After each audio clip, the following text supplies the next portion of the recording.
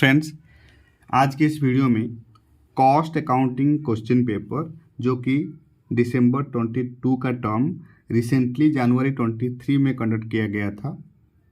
और ये जो कॉस्ट अकाउंटिंग सब्जेक्ट है ये आपका CMA इंटरमीडिएट के अंदर ग्रुप 1 के अंदर है। और ये cost accounting subject always static in nature, ये कभी चेंज नहीं होता है according to time. So costing के अंदर one can easily get exemptions, right. और cost accounting and law and ethics ये दोनों सब्जेक्ट ऐसे है ग्रुप 1 के अंदर जिन दोनों सब्जेक्ट में one can easily get 60+ marks, right. So देखते हैं आज का क्वेश्चन पेपर के अंदर कितना शॉर्ट क्वेश्चन, सेक्शन ए के अंदर कितना शॉर्ट क्वेश्चन इजी आया था और कितना टॉप क्वेश्चन आया था। तो मुझे नहीं लगता कि सेक्शन ए के अंदर जो भी क्वेश्चन आया था वो डिफ़िकल्ट आया था। तो लेट्स सी, देखते हैं। First question number 1A, choose the correct answer, right. So state which of the following are characteristics of job costing. 1, homogeneous product. 2, customer driven production. Then 3rd, complete production possible within a single accounting period, right। तो हम लोगों को पता है कि जो homogeneous product होता है वो प्रोसेस कॉस्टिंग के अंदर होता है, होमोजीनियस प्रोडक्ट। तो ये आपका ऑप्शन 1 ओनली लिखा गया है, तो ये नहीं हो पाएगा क्योंकि ये जॉब कॉस्टिंग पूछा है कि what are the characteristics of job costing. So homogeneous products is relating to process costing, right. Now option B 1 and 2 only, अगर 1 नहीं होगा तो फिर 2 भी नहीं होगा, right. Then option C 2 and 3 only, मतलब customer driven production, yes it is possible. Then 3rd, complete production possible within a single accounting period, yes this is also possible. So right answer will be choice number C, that is 2 and 3 only, right। Now comes to the next question, cost which relates to an item where the input has an explicit physical relationship with the output is known as what। तो इसका right answer होना चाहिए engineer cost, right. Imputed cost नहीं हो पाएगा, वो इसलिए कि इम्प्यूटेड कॉस्ट जो है वो नोशनल कॉस्ट होता है, right, not involving cash outlay, right. So imputed cost नहीं हो पाएगा, ये आपका इंजीनियर कॉस्ट होना चाहिए। वो इसलिए कि engineer cost always relate to an item where the input has an explicit physical relationship with the output. You can say, for instance, in the manufacture of a product, right, there is a definite you can say relationship between the units of raw material and labor time consumed and the amount of variable manufacturing overhead on the one hand and units of the product produced on the other, right। So always the input output relationship can be established the form of standards by engineering analysis only or by an analysis of the historical data. So engineer cost is the right option, cost which relates to an item where the input has an explicit physical relationship with the output is known as engineer cost. So right answer will be choice number B. Now comes to next important question, method study and motion study are conducted by the dash department। तो इसका right answer क्या होना चाहिए, personal department, नहीं ये नहीं हो सकता। Engineering department, let's see, payroll department, time keeping department, right. तो इसके अंदर जो राइट आंसर है वो हो सकता है engineering department, right. Engineering department वो इसलिए कि the department helps to maintain control over working conditions. Engineering department help करता है to maintain a control over the working conditions, और you can say production methods, job performance by executing different plans and specifications for each job schedule for production, and you can say maintaining safety and efficient working conditions, initiating and supervising research and you can say development activities, making method study, motion study and time study, setting piece rates, making job evaluations, merit rating and job analysis, right? Or you can say measuring labor productivity and in general suggesting ways and means to improve labor efficiency, productivity, thereby cutting down the effective labor cost. So this is the definition of engineering department. Method study and motion study are also conducted by the engineering department. Method study and motion study are also conducted by the engineering department. और ये जो engineering department है ये आपका OMSM के subject के अंदर है, जो कि ग्रुप 2 के अंदर है। CMA इंटरमीडिएट का ग्रुप 2 के अंदर OMSM के अंदर इंजीनियरिंग डिपार्टमेंट में मेंशन किया गया है about method study as well as motion study, right. So इसका राइट आंसर होगा engineering department. Now comes to next question. Sanam PIC producing product Gemo given the following information: royalty paid on sales 35,000, design charges paid for the product 8,000, then you can say higher charges for equipment used for production 3,000. So what is the direct expenses? What is the direct expenses? तो right answer क्या होना चाहिए? 58,000 नहीं हो सकता ये, वो इसलिए कि जो डायरेक्ट एक्सपेंसेस के अंदर all the expenses will be added, that is royalty paid on sales, design charges, ये ऑल्सो आपका डायरेक्ट एक्सपेंसेस होता है, तो ये भी ऐड हो जाएगा। और hire charges for equipment used for production, ये भी ऐड हो जाएगा तुम्हारा डायरेक्ट एक्सपेंसेस के अंदर, डायरेक्ट एक्सपेंसेस के अंदर, राइट। तो इसका राइट आंसर होना चाहिए आपका choice number C, choice number C, that is 46,000, right? All the expenses will be added in direct expenses. Royalty paid on sales is also direct expenses. Design charges paid for the product, ये also direct expenses. And higher charges for equipment used for production, ये also direct expenses, right? तो ये right answer होना चाहिए 46,000। Next question, which of the following is usually classed as discretionary fixed cost? Discretionary fixed cost, तो इसके अंदर discretionary fixed cost कौन होना चाहिए? सुपरवाइजर्स वेजेस, डेप्रिसिएशन, रेंट या फिर रिसर्च एंड डेवलपमेंट कॉस्ट। इसके अंदर के कौन सा कॉस्ट डिस्क्रिशनरी फिक्स कॉस्ट हो सकता है? तो as far as my knowledge is concerned, इसके अंदर वट एवर आई थिंक ये आपका रिसर्च एंड डेवलपमेंट कॉस्ट होना चाहिए। वो इसलिए कि फिक्स कॉस्ट जो है that have no casual relationship, right, with the volume of output and are incurred mainly as results of policy decisions of the management. So research development cost, design, employee training, advertisement and marketing expenses, ये सब example of this expenditure, right?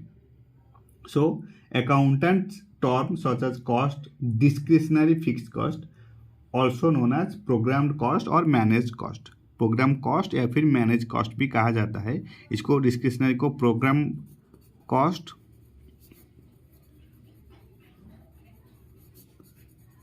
या फिर manage cost भी कहा जा सकता है, manage cost. तो इसका राइट आंसर होना चाहिए आपका research and development cost. Which of the following is usually classed as discretionary fixed cost? इसका राइट आंसर होना चाहिए research and development cost, right? Now comes to next important question, which of the following cost accounting standard deals with the principles and methods of knowing the material cost? तो हम लोगों को अच्छे से cost accounting all the standards of cost accounting 1 to 24 ये सब हम लोगों को अच्छे से पता है। तो कॉस्ट अकाउंटिंग स्टैंडर्ड 6 होता है आपका methods, principles and methods of knowing the material cost. तो इसका राइट आंसर होना चाहिए आपका option number A. Option number A, that is cost accounting standard 6 limited revision 2017, cost accounting standard 6 limited revision 2017. Now comes to next question. Beta limited made a profit of rupees 2 lakh during the year ending 31st March 2022 as per costing records, right? If interest on investment and income tax paid were 15,000 and 90,000 respectively, then what will be the profit as per financial records, right? तो ये आपका reconciliation का question है। तो हम लोगों को पता है कि जो इंटरेस्ट ऑन इन्वेस्टमेंट ये एक फिनेंशियल इनकम होता है, राइट? फिनेंशियल इनकम होता है। And likewise income tax paid, this one also purely एक financial expenses not income tax paid is purely a financial expenses, right? तो हम लोगों को पता है कि profit as per costing record है क्या, 2 लाख, राइट? तो interest on investment due to purely a financial income, ये आपका लेस हो जाएगा कितना है ना,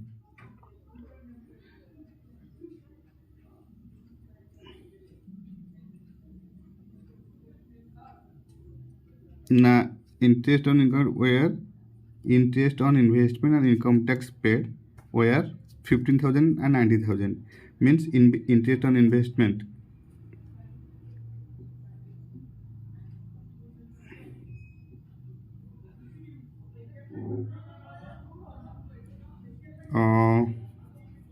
sorry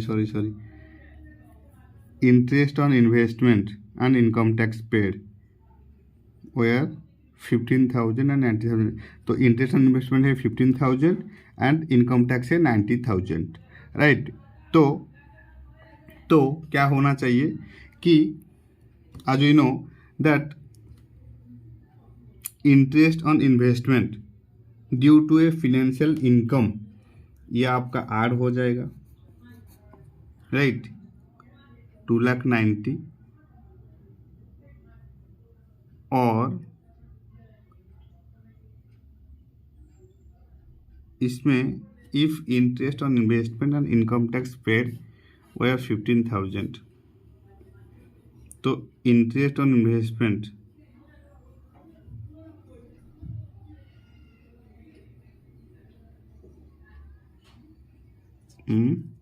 ये आपका प्रॉफिट, राइट?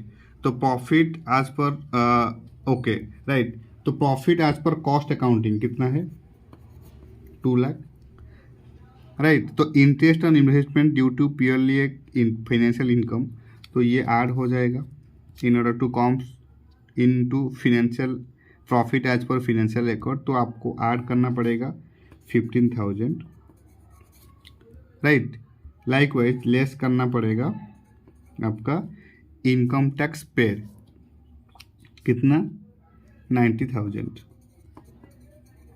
तो right answer will be 2 lakh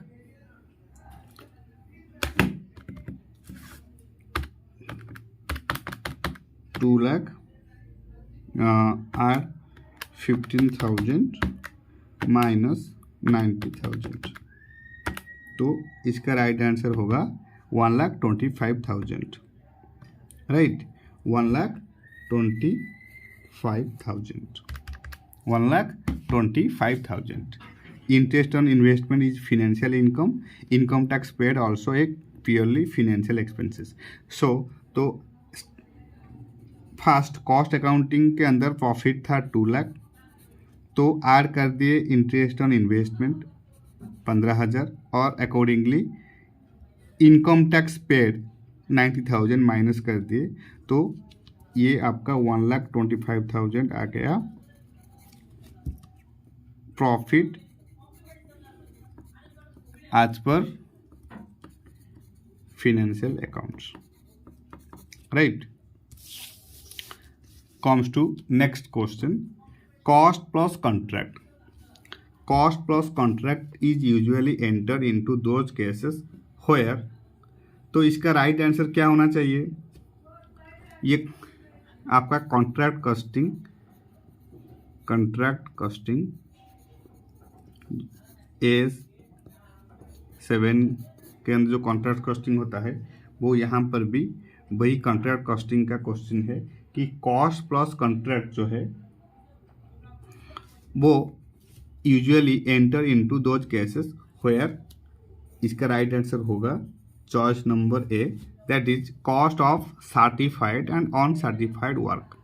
cost of certified and on certified work is called cost plus contract, right? Now, next question. The break-even point of Gomin Limited is 3,20,000.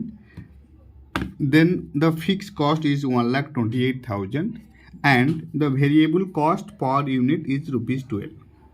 Now, what will be the profit volume ratio? Right? तो break-even point है 3,20,000. BEP is equal to 3,20,000, right? Fixed cost given 1,28,000. Variable cost given per unit, that is 12. Okay, तो profit volume ratio we need to find out.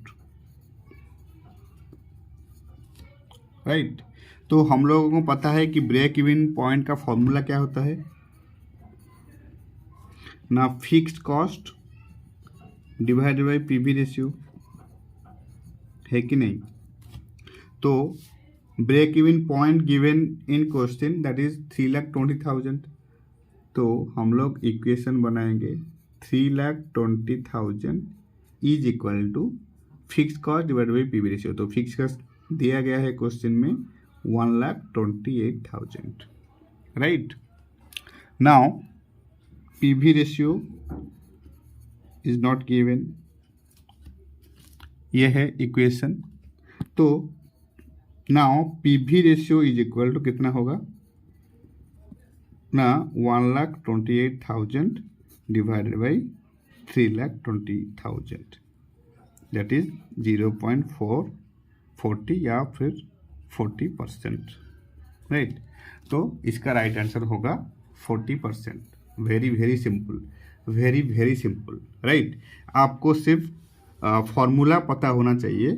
तो if you know the formula very well then you can easily solve this short question, right? तो break even point का formula क्या है? Fix cost divided by profit volume ratio.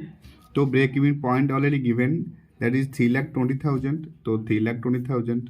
Fix cost also given, that is 1,28,000, तो ये है 1,28,000 divided by profit volume ratio. तो हम लोगों को पीवी रेशियो कैलकुलेट करना है, तो पीवी रेशियो इधर आ जाएगा.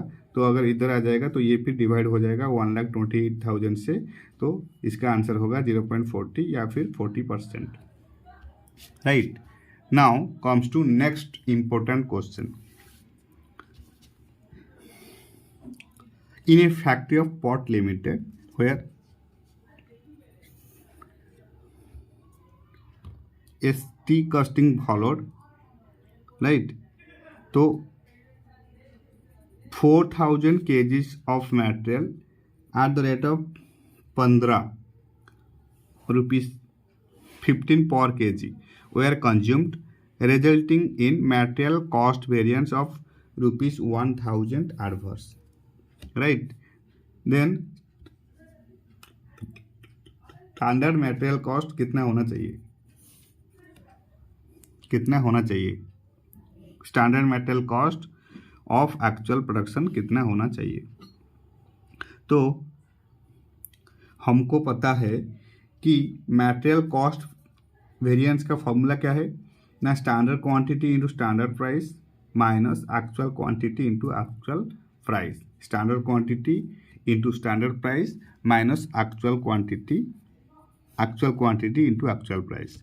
तो material cost variance already given 1000 adverse, तो ये 1000 एडवर्स है, राइट। और standard quantity not given in question, we need to find out standard quantity into standard price. तो ये हो गया तुम्हारा standard quantity into standard price minus actual quantity into actual price. तो actual quantity given 4000 kgs which is 15 rupees per kg। तो actual quantity into actual price कितना हो जाएगा, 4000 इंटू 15, ये हो जाएगा आपका 60,000, राइट। तो we obtain 60,000 standard actual quantity actual price. तो स्टैंडर्ड क्वांटिटी स्टैंडर्ड प्राइस कितना होना चाहिए ना, 60,000, और ये जो 1000 इधर एडवर्स था ये इधर आ जाएगा तो प्लस हो जाएगा। तो 60,000 प्लस 1000 ये हो जाएगा आपका 61,000, right, which is the right answer. तो राइट आंसर होना चाहिए option number A, that is 61,000। तो ये भी इजी क्वेश्चन था, आपको सिर्फ स्टैंडर्ड कॉस्टिंग के अंदर जितना भी फॉर्मूला है वो सब अच्छे से याद होना चाहिए, right. So now we easily obtain 10 marks in section A, question number 1A के अंदर, right. Now comes to question number 1B, match the following, match the column with column 2। So here see, ये भी आपका easily इसमें 5 mark आ सकता है। तो आपको पता होना चाहिए कि जो रिलीवेंट कॉस्ट होता है वो किसके साथ मैच करना चाहिए। तो रिलीवेंट कॉस्ट मतलब स्पेसिफिक, रिलीवेंट कॉस्ट मतलब स्पेसिफिक कॉस्ट, राइट। तो specific cost in specific situation में इनकर किया जाता है। तो रिलीवेंट कॉस्ट का राइट आंसर होना चाहिए option number G, right. Relevant cost is relating to specific situation, relevant cost is relating to specific situation, right. So इसका राइट आंसर होना चाहिए choice number G, right, relevant cost. Now comes to job evaluation, job evaluation. तो job evaluation का right pair क्या होना चाहिए। तो as you know that job evaluation is relating to assessment of the relative worth of jobs within a business enterprise, assessment of the relative worth of jobs within a business enterprise। तो job evaluation का right pair होना चाहिए choice number C, choice number C. Now next pollution control cost, pollution control cost, ये तो हमको अच्छे से पता है, कॉस्ट अकाउंटिंग CS 1 to 24 हम लोग अच्छे से पढ़े हैं। तो pollution control cost relating to CAS 14 limited revision 2017, right. तो इसका राइट आंसर होगा choice number E, choice number E, pollution control cost, sorry, pollution control cost is CS 14, choice number E। Then margin of safety, तो margin of safety is very easy। तो margin of safety is relating to break even analysis, break even analysis, right। तो इसका right pair होगा choice number ए। Now zero based budgeting, तो zero based budgeting का right answer होना चाहिए, ये एक आपका डिसीजन पैकेज होता है, डिसीजन पैकेज होता है मैनेजमेंट के अंदर। तो zero based budgeting is relating to decision package, जो कि आपका चॉइस नंबर बी, राइट। तो ये बहुत इजी था। One can easily gate 5 marks in question number 1B, column 1 with most appropriate in column 2. Now comes to next important 5 marks. Question number 1C. State whether the following sentence are true or false. Whether the following sentence are true or false. Right. So first, notional cost and imputed cost are means same thing. Is it true or not? ये तो हम लोग अच्छे से पढ़े हैं cost accounting के अंदर कि इम्प्यूटेड कॉस्ट कौन होता है। Imputed cost are you can say hypothetical और नोशनल कॉस्ट होता है, जो कि not involving cash outlay. And ये जो इम्प्यूटेड कॉस्ट होता है ये आपका ऑलवेज यूज किया जाता है for the purpose of decision making, for the purpose of decision making, right. In this respect imputed cost जो होता है are similar to opportunity cost also. Interest on fund generated internally या फिर payment for which is not actually made is an example of imputed cost, right. तो ये जो sentence है ये वो ट्रू होगा। Notional cost and imputed cost means the same thing. Second, idle facility and idle time are the same. Idle facility and idle time are the same. तो ये आपका फॉल्स हो जाएगा, ये आपका फॉल्स हो जाएगा। वो इसलिए कि idle facility is different from idle time.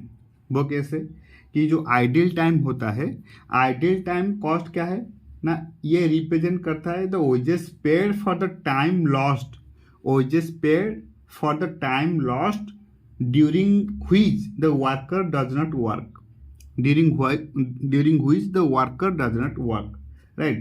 That is time for which wages are paid but no work is done. No work is done. That is called idle time. So, as per Cost Accounting Standard 7, Limited Revision 2017, क्या है ना, idle time is the difference between the time for which the employees are payable to employees and the employee's time booked against the cost object. This happens because due to various causes for which he is not responsible, right? The worker remains idle but full wages are paid to him. Even for workers who are paid on the basis of output, idle time payment may be required to be made. So idle facility is different from idle time. So ये sentence false हो जाएगा। Idle facility is not the same with idle time. Next, JIT deals with the controlling defect in time. JIT deals with controlling defect in time, तो ये भी false हो जाएगा क्योंकि JIT means just in time. तो just in time का काम क्या होता है ना, जस्ट इन टाइम ये एक आपका स्ट्रैटेजी होता है, राइट। ये आपका प्रोडक्शन स्ट्रैटेजी होता है, प्रोडक्शन स्ट्रैटेजी, जो कि strive to improve a business return on investment by reducing in process inventory and associated carrying cost और inventory is seen as incurring cost और waste instead of adding and storing value contrary to traditional accounting. In short, अगर कहा जाए तो just in time inventory system focus करता है क्या, right material at the right time at the right place and the exact amount without the safety of net inventory, right. तो ये जो सेंटेंस बोला गया है कि JIT deals with controlling defect in time, ये फॉल्स हो जाएगा। Then next, multiple costing is suitable for the banking industry. Multiple costing is suitable for the banking industry, नहीं, ये फॉल्स हो जाएगा, ये सेंटेंस भी फॉल्स हो जाएगा, right. Now CVP analysis, cost volume profit. CVP means cost volume profit. Cost volume profit analysis is a simple break even analysis. CVP is a simple break even analysis, yes this is true. ये हम लोग अच्छे से पढ़े हैं, तो ये sentence true है, राइट। कैसे? From the break even chart, as you know that break even point and profit at a glance can be found out, है कि नहीं? Besides, management makes profit planning with the help of break even chart. It can clearly be understood by way of chart to know the changes in profit due to changes in cost and output. Such profit planning is made with the variable mainly cost, profit and volume. Such an analysis is called break-even analysis. As you know, throughout the chart's relationship is established among the cost, volume and profit. So that's why it is called cost, volume, profit analysis, or in short you can say CVP analysis. That is why it is popularly said by S.C. Kuchel in his book, what? Now, Financial Management, an analytical and conceptual approach, that cost, volume, profit analysis, break-even analysis and profit graphs are always interchangeable, right. तो ये sentence आपका true हो जाएगा। CVP analysis is a simple break even analysis, तो ये sentence true, right. तो ये भी इजी था। क्वेश्चन नंबर 1 का जो सी, ट्रू और false. Then question number 1D, fill in the blanks. Question number I, dash cost are historical cost which are incurred in the past. Dash cost are historical cost which are incurred in the past. ये बहुत easy है, इसको हम लोग अच्छे से पढ़े हैं, बार बार रिवीजन किए हैं इसके ऊपर कि जो सॉन्ग कॉस्ट जो होता है वो आपका हिस्टोरिकल कॉस्ट होता है। Sunk cost are historical cost which are incur in the past, तो इसका राइट आंसर होगा sunk cost. Sunk costs are historical costs which are incurred in the past and are not relevant to the particular decision making problem being considered. Sunk cost क्या होता है? Are those that have been incurred for a project and which will not be recovered if the project is cancelled, right? While considering the replacement of a plant, the depreciated book value of the old asset is irrelevant as the amount is sunk cost which is to be written off at the time of replacement, right? So sunk cost are historical cost which are incurred in the past. Now next, dash analysis is used primarily for control of spare parts. कौन सा analysis आपका spare parts control करने में use किया जाता है? तो इसका राइट आंसर होना चाहिए, ये एबीसी एनालिसिस नहीं होगा, इसका राइट आंसर होना चाहिए VED analysis. VED analysis, right, VED analysis. तो VED हमको पता है कि vital, essential and most appropriate desirable, right. तो VED analysis is the right answer. VED analysis is used primarily for control of cost. Next, Cost Accounting Standard 19 deals with the principles and method of knowing the dash. तो cost accounting standard के अंदर हम लोग अच्छे से पढ़े हैं कि cost accounting standard 19 deals with joint cost. तो कॉस्ट अकाउंटिंग स्टैंडर्ड के अंदर जितना भी स्टैंडर्ड है लाइक CS1 to CS24, ये हम लोगों को अच्छे से याद होना चाहिए। इसमें आपका 8 मार्क का शॉर्ट क्वेश्चन आता है, राइट, मतलब शॉर्ट नोट्स आता है and also multiple choice question में भी रिपीटेडली क्वेश्चन पूछा जाता है। तो cost accounting standard is very essential to remember. Then next question, a company maintains a margin of safety of 30% when profit volume ratio is 20%, 20% होता है PV ratio and margin of safety है 30% and profit is dash percentage of sales. तो profit कितना होना चाहिए share का percentage? तो ये भी बहुत इजी क्वेश्चन है।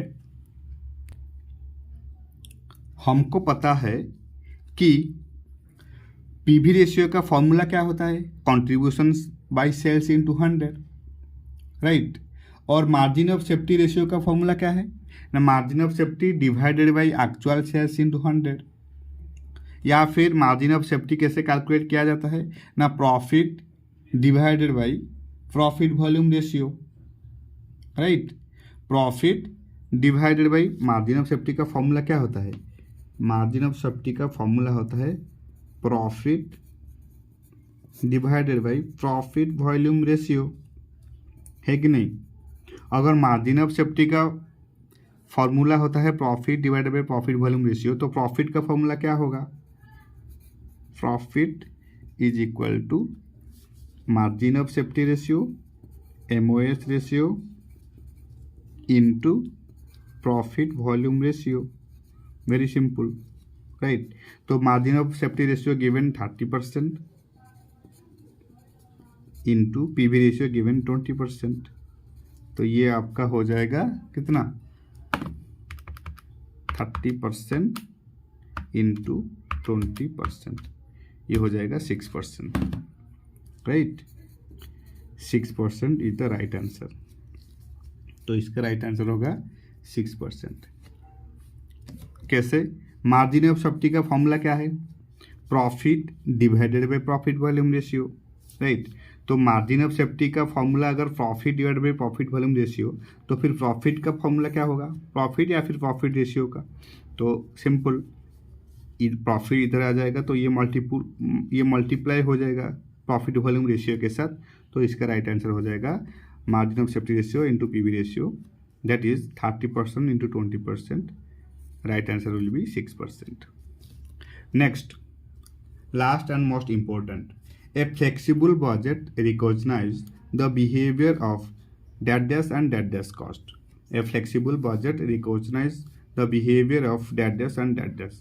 तो इसका राइट आंसर होना चाहिए fixed and variable cost, fixed and variable cost, fixed and variable cost. कैसे ना, फ्लेक्सिबल बजट हम लोग अच्छे से पढ़े हैं कि a flexible budget is a budget that is make for different level of activity और कैपेसिटी यूटिलाइजेशन और volume of output. If the budget are prepare in such a way so as to change in accordance with the volume of output, they are called flexible budget. This can be prepared for fixed budget which are also called revised budget. These are much helpful in comparison with actual because the exact deviation are found for which timely corrective action can be taken. So, flexible budget can be fixed as well as variable. तो इसका right answer होगा fixed and variable, right. तो हम लोग अच्छे से all the multiple question under section A अच्छे से एक्सप्लेन कर दिए, तो so that you can easily graph MCQs 25 marks in section ए। बहुत इजी क्वेश्चन आया था एक्सेप्ट 1 और 2 क्वेश्चन जहाँ पर थोड़ा बहुत टाइम कंज्यूम हो सकता है, लेकिन overall all the multiple choice questions are very easy, right. तो ये था सेक्शन ए के अंदर जितना मल्टीपल चॉइस क्वेश्चन। इसके नेक्स्ट वीडियो में हम लोग डिस्कस करेंगे all the long type questions. Okay, so thank you so much for your time, thank you so much for your support and happy studying.